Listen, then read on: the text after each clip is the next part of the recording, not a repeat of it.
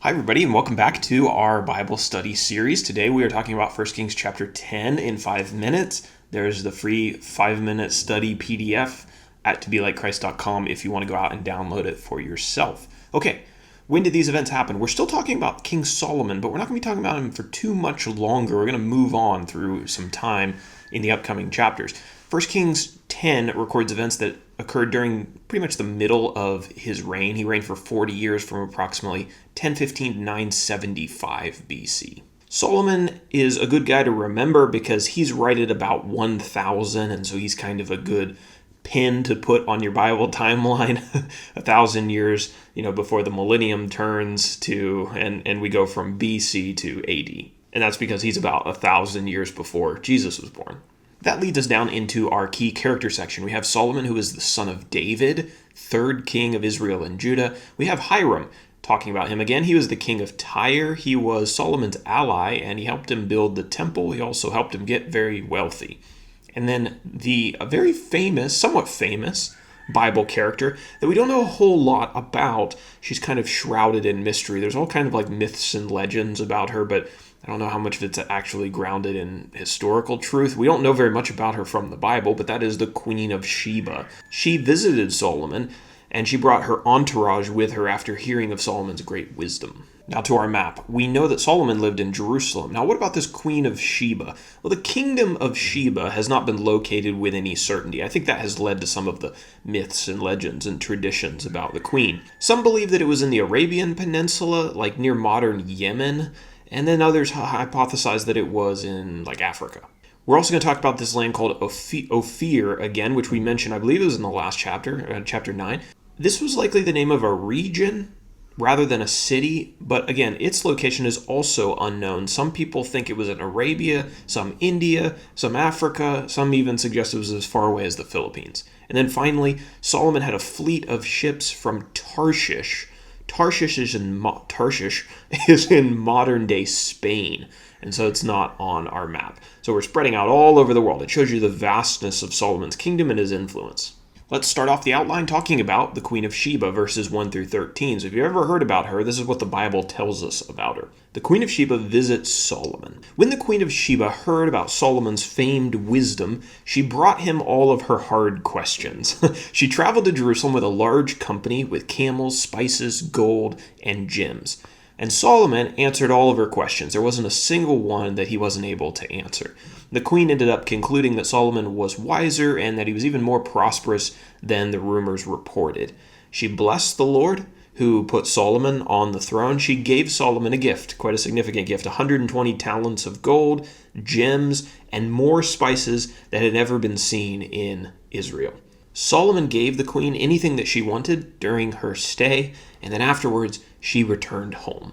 The second part of the chapter, verses 14 through 29, is really just all about how rich Solomon was. We need to talk about a few measurements here so that we can better understand just how rich Solomon was.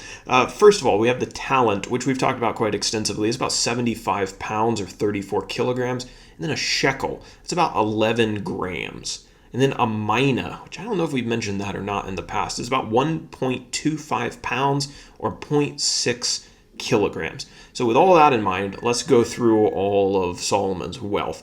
We're told that Hiram, the king of Tyre, his fleet of ships brought Solomon a large quantity of almug wood from this land of Ophir. I shouldn't say mysterious land. It wasn't mysterious. We just don't know exactly where it is. Solomon received 666 talents of gold in one single year. Now, this was in addition to the money that his explorers and his merchants earned. He made 200 shields of gold, each weighing 600 shekels, so that would be about 15 pounds or 6.6 kilograms. Additionally, he made 300 smaller golden shields, which weighed 3 minas, or about 4 pounds. He had this is, if you want to talk about rich, this is like the symbol of I have too much money. He had an ivory throne, okay? That alone is worth, especially today, ivory is much more rare. That's worth an incredible amount. But he didn't just have an ivory throne. He's like, you know what? I've got this nice ivory throne, nice look, probably white, looks really good. He's like, I think I'll overlay this whole thing with gold. And so that's what he did. That's what Solomon's throne was like. And it was flanked by statues of 2 lions. and there were lions going down the steps of the throne. It really would have been an incredible thing to see. Every drinking vessel in Solomon's house was made out of gold.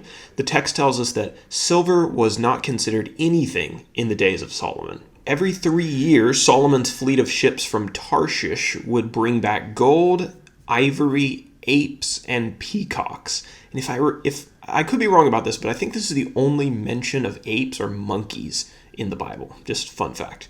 Quote, "The whole earth sought the presence of Solomon," verse 24, "and everyone who visited him made him even more rich by bringing him gifts. He had 1,400 chariots and 1,200 horsemen." We're also told that Solomon imported horsemen and chariots to resell them at a profit, no doubt, to the kings of the Hittites and the Syrians.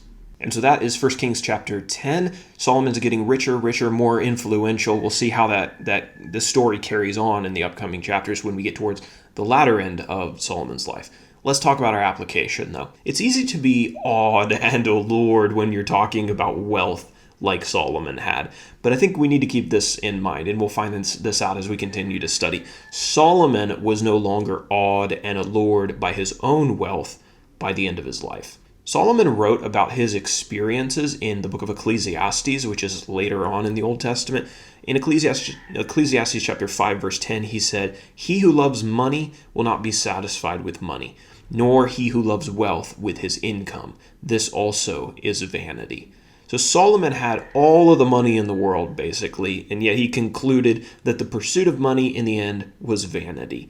So the application for us is, before you go dedicating your life, your time, your energy to amassing wealth, hear the words and read about the life of a man who had more money than you are ever going to have. And he concludes that it's all vanity in the end.